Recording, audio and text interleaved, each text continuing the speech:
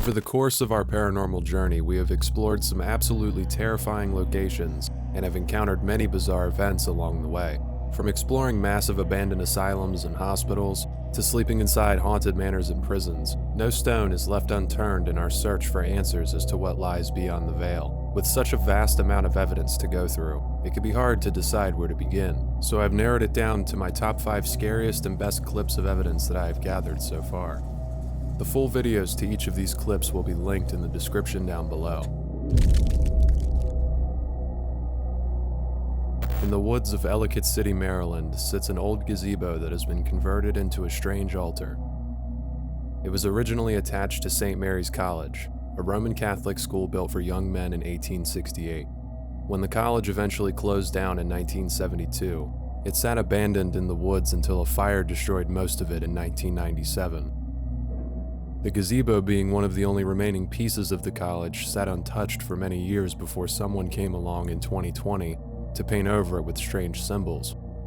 There are a number of stories surrounding this area that only add to its mystery. Allegations of a satanic priest who supposedly sacrificed 2 women inside of the college before committing suicide by gunshot. The gazebo turned altar being used as a worship site. And the Blink Man, the Ilchester Tunnel anomaly that lurks on the opposite end of the tunnel's entrance. There were a lot of variables here when it came to the possible reasons for its haunting. During our investigation inside of the train tunnel, I captured audio of what appeared to be someone approaching us from the opposite side of where we were standing.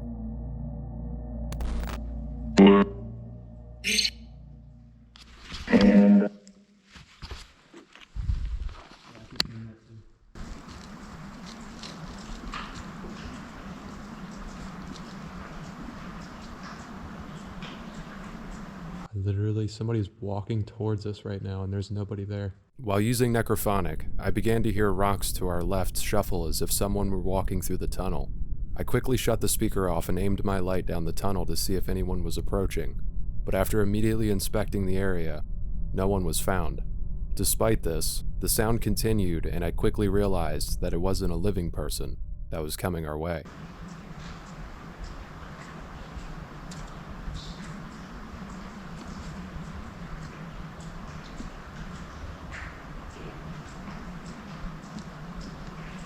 You're hearing this right now, right? It's literally, there's somebody walking towards us right now, and there's nobody there.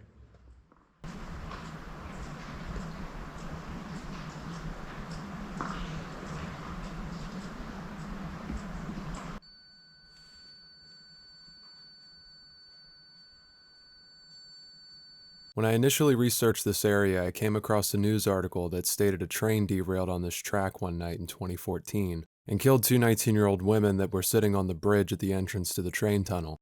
Could it have been the residual energy of them walking through the tunnel in their final moments? Or perhaps it was the local anomaly known as the Blink Man? What do you think it was?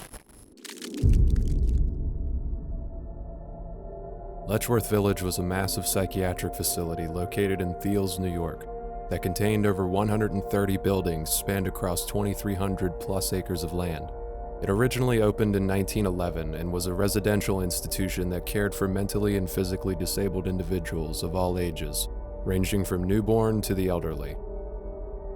When it initially opened, it was considered to be a progressive and forward-thinking facility that ditched the idea of crowding individuals into a large hospital setting in favor of cottages and dorms. Things quickly spiraled out of control once the facility opened and overcrowding became an issue. Dorms that were originally meant for no more than 70 patients found themselves stacking beds wall to wall in an effort to house 120 plus people into a single building.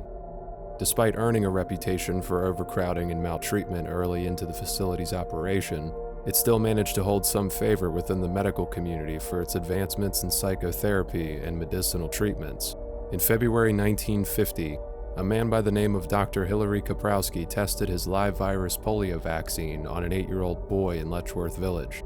The boy was then closely monitored by officials, and when no side effects were shown after administration, Dr. Kaprowski then administered the vaccine to 19 more child patients. Out of the 20 patients that had received the vaccine, 17 gained antibodies and 3 had already had antibodies present after a round of blood tests were conducted and none showed any symptoms of adverse side effects. It was truly a pivotal moment in medical history, and it happened right here in Letchworth Village. Despite the success with medical advancements, the reports of negligence, abuse, and mistreatment of its patients continued to pile up against the facility, much of which was swept under the rug until Geraldo Rivera did an expose in 1972 that covered various New York hospitals in the area, including Letchworth. North of the city, on the way to Bear Mountain, is a lovely-looking place called the Letchworth Village Rehabilitation Center. Set among the hills and woods of suburban Rockland County, a passerby could easily mistake the place for a country club or a college campus. But the early morning mist gave the place an eerie feeling, like a set from a horror movie, and once inside, that feeling became suddenly appropriate. The horror that was hidden from most of the world was now exposed front and center to the public eye, and the backlash was severe. A small effort was made to raise additional funds and hire qualified staff to care for the patients, but it was ultimately a failed effort, and in 1996 the facility permanently closed, transferring any remaining patients into group homes or sending them back with loved ones to be cared for. During our investigation into this notorious facility, I set up a couple of static cameras in one of the cottages to see what we could capture while exploring the hospital. While reviewing this footage, I came across some truly disturbing audio that still haunts me to this day. If you are watching this on a television or without headphones, I recommend turning up your speakers or grabbing a pair of headphones to hear what's going on.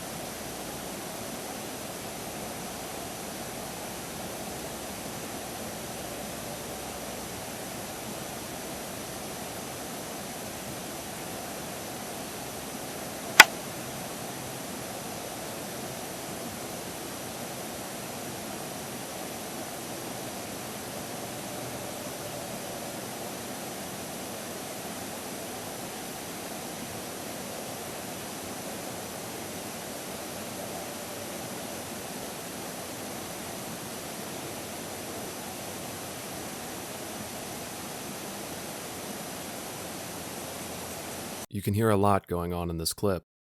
Things are either being moved around or slammed, and there is some faint talking in the distance. But what makes this so disturbing is the child crying and wailing nearby.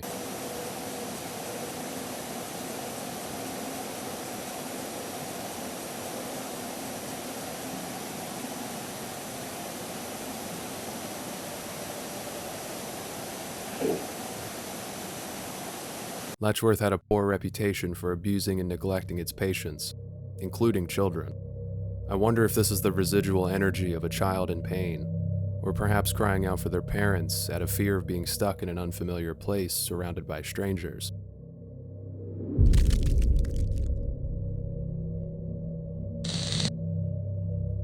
Wildwood Sanatarium is an old manor located in Salamanca, New York, that was originally built sometime in the mid-1800s and was established as a sanitarium and bathhouse in 1906 after two doctors who met in osteopathic college purchased the home. Up to 10 people could receive individualized care and rehabilitation in a comfortable home-like setting up until 1923, when the manor would be forced to open up as a tuberculosis clinic to serve the town. It would then go on to operate as an osteopathic hospice clinic that specialized in a combination of holistic healing and modern therapies, such as UV light exposure, electric battery baths, and bone stretching.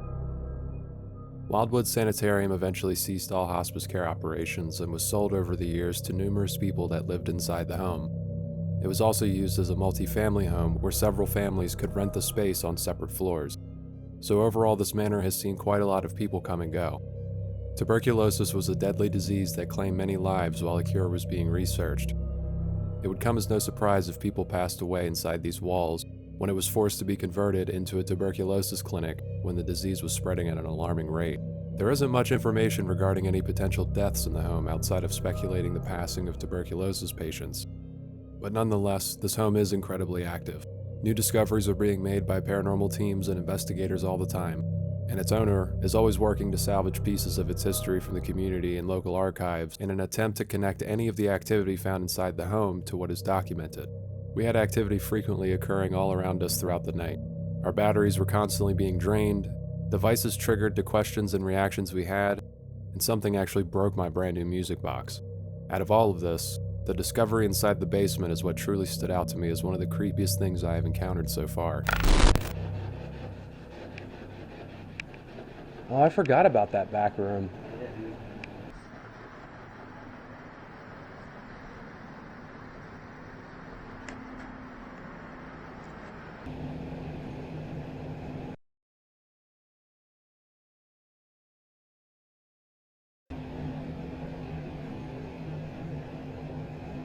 If you watch to the left of the frame, you can see something duck behind the threshold as I pull back the curtain. Now, this could very easily be mistaken for dust, but I found it strange that this dust stretched the way that it did, even at full speed. Here's that same moment broken down frame by frame. Notice how it stretches before actually disappearing out of frame. Dust doesn't do that.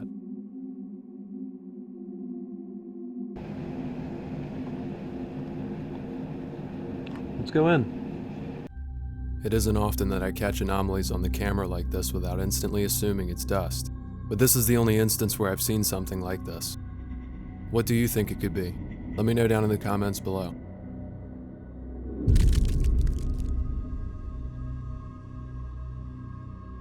Sitting at the end of a quiet dirt road in Cattaraugus County, New York, is the Hinsdale house, a rather bizarre and interesting location that has piqued the curiosity of paranormal investigators for years. Its history can be traced all the way back to the 1800s, but the story of what the Dandy family experienced is what it is most known for. Clara and Phil Dandy lived in the house with their 3 children for a brief period of time before ultimately leaving in 1974, due to the extreme paranormal activity occurring within the home. According to their accounts, objects would move on their own, full-bodied apparitions would appear, and everyone in the house constantly felt the sense of overwhelming dread and oppression while living there. A priest visited the home several times and attempted to cleanse it, but this would only calm the activity for a short period of time before it would ramp back up again. The events that occurred here were so significant that the family had no choice but to leave and never return. Occupants that purchased the home afterwards never stayed long for the same reasons. According to psychic mediums that have visited the home, 7 murders occurred here from the time it was built in 1799. Much of the history surrounding this place is questionable, but one thing is certain: something strange resides in the Hinsdale house. During our investigation of this popular New York haunt, we encountered many bizarre events, including disembodied voices, witnessing apparitions, and even hearing the sounds of chanting out back late into the night. Out of everything that's happened that night, the one thing that really stuck out to me was our interaction with an entity on the 2nd floor known as Frederick. We have had conversations with intelligent energies in the past, but none quite like the interaction we had with him.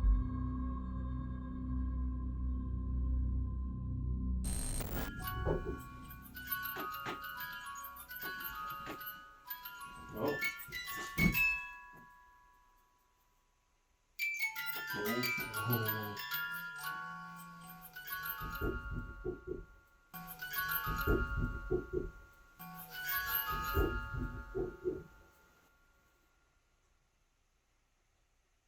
Is that you doing that? Can you do that again, please? Oh my god. Holy sh**. Thank you. Are you okay with us being in here? Can you light it up if you are?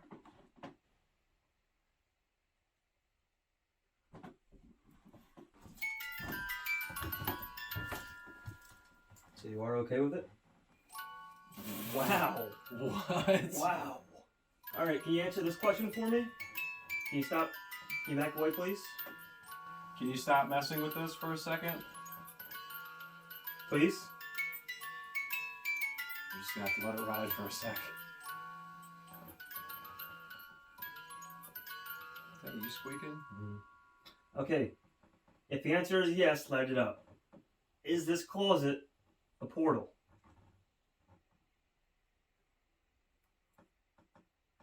What if it doesn't want to tell on itself? One more time. Is this closet a portal? Holy sh**. Wow. Would it upset you if I slept in this bed tonight?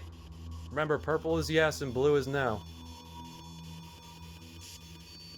Yes. Oh, it would upset him if I slept in here tonight. Yep. So where do you think I should sleep? Should I sleep somewhere else? What if I slept in Mary's room? Should I sleep in Mary's room tonight instead?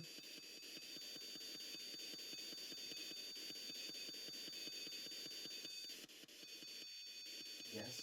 Maybe it's trying to say no. Maybe yes. Yeah, I think it's trying to say no.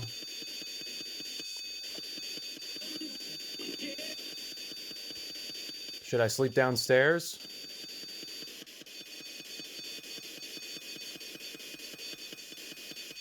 He just wants us to get out. Mm-hmm. Do you just want us to leave and get out of here?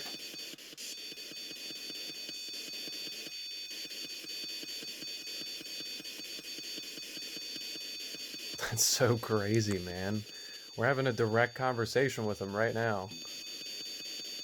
Instant responses. This doesn't happen that often. Yeah, it doesn't really at all. He's communicating with us through the portal. That means on the other side of wherever he is, it's probably totally different. Oh, are Like you he's in a almost totally reaching- different? No. No, so you're here right now in the Hinsdale house, correct? You're in the house with us? Yes. Yes. No way. Wow, dude. I find it fascinating that Frederick responded to our questions almost instantly when attempting to make contact using the music box and the REM pod. In most cases, spirits or energies don't set off our equipment on command like that, and it's rarely ever this accurate. Whatever is here claiming to be a man named Frederick seems to enjoy the conversation and is willing to communicate with us, in some cases answering our questions before we have a chance to finish our statement. When the session began to stagnate, we decided it was time to head downstairs and sleep for the night. But I wanted to let Frederick know that we appreciated his time and respect his space, and wanted to thank him for the opportunity to chat with him before leaving. I then unintentionally continued the conversation, not thinking much of it, and this led to Frederick answering some more personal questions regarding his stance on the house itself and what he feels must be done in order to be at peace. Are you telling us that you'd like to be left alone? Can you light that up one more time? There was a bit of a delay in your answer, so I'm not sure what that response is to. I just want to make sure that... Okay.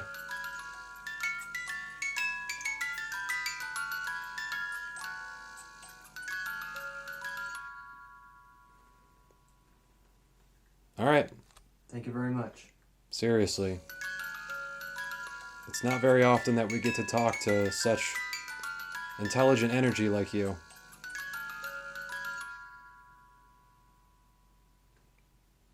I hope that we can come back here again soon and come visit you. Would that be okay?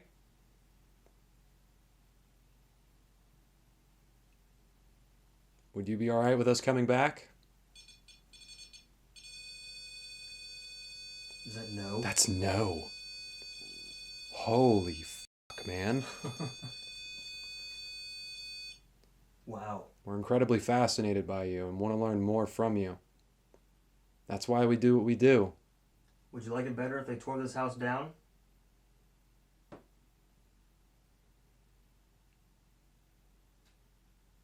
What's up with that tapping in there?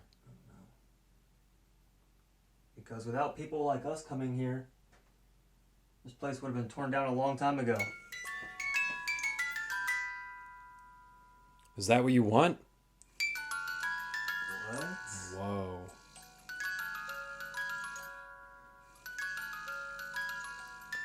If they tear this place down, will you finally be at peace?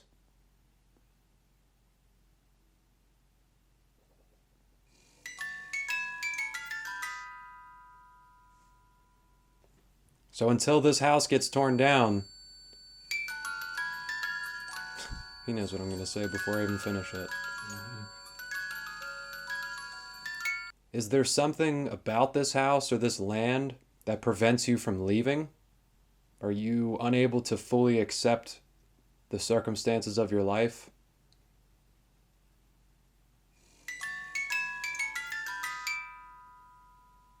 If they tore this house down, would you finally be free? Could you let go of the burden that you carry and move into the light? This was an encounter we have rarely seen before and after this investigation. It isn't often you have the opportunity to communicate so directly with an unseen force and have near instant responses that are both consistent and accurate to what is being asked.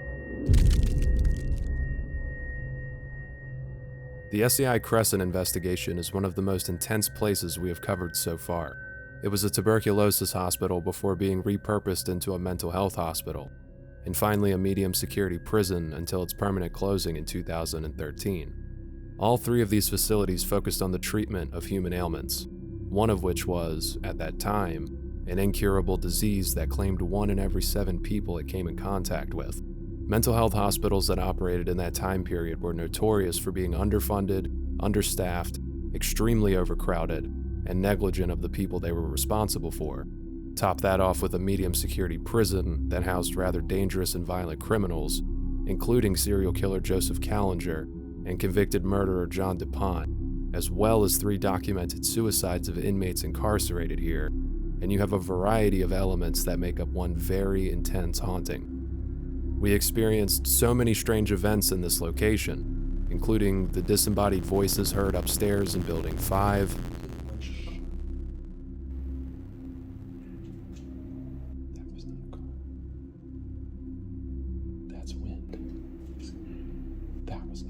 the clear, direct responses from the spirit box telling us how to investigate the property. So, go separate?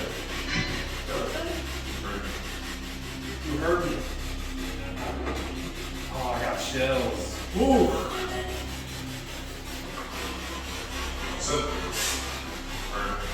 And an absolutely terrifying Estes method that yielded incredible results. Mike is very vulnerable right now. He's handcuffed, and he can't see. And he can't hear either.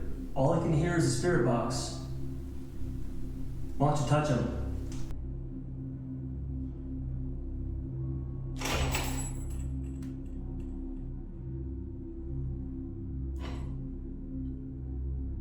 But out of everything that happened that night, there is one piece of evidence I captured on this investigation that has rightfully earned the #1 spot on this list. Before we finished the investigation for the night, we decided to go through the tunnels in total darkness to see what we could capture on the IR cameras. Starting in the chapel's tunnel entrance, we worked our way down to the Maple Building's basement to explore an untouched portion for any signs of activity. It was a rather tame moment in the investigation overall, but after reviewing the footage, I realized we were not alone down there in the dark. And this just goes to an exit. There's a barbershop in here. Yeah. Yep. I got a really cool chair picture, I think, in this room.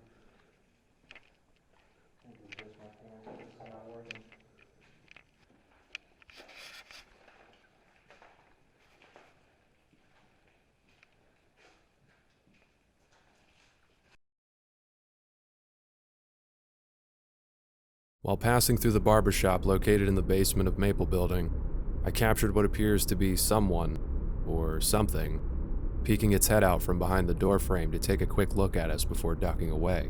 It happened so fast that I nearly missed this during review.